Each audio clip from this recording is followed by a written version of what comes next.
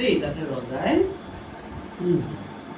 তাৰপিছত আৰু বান্দৰটোৱে গৈ পেলাই আৰু বান্দৰটোৱে ভাবিলে তইহে বজাব দিয়া নাছিলি, মই জোৰকৈ বজাম, ৰজাই শুনক আৰু শিয়ালক মৃত্যুদণ্ড দিয়ক, মাৰি পেলাওক বুলি হে।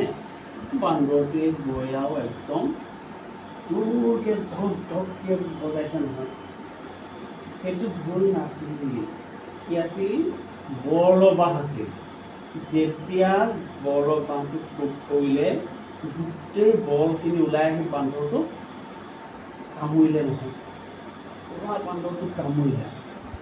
তাৰপিছত আৰু শিয়াল বান্দৰটোৱে কৈছে ককা তুমি কি কৰিলা বুলি কৈছে। তাৰপিছত শিয়ালে কি কৈছে জানা?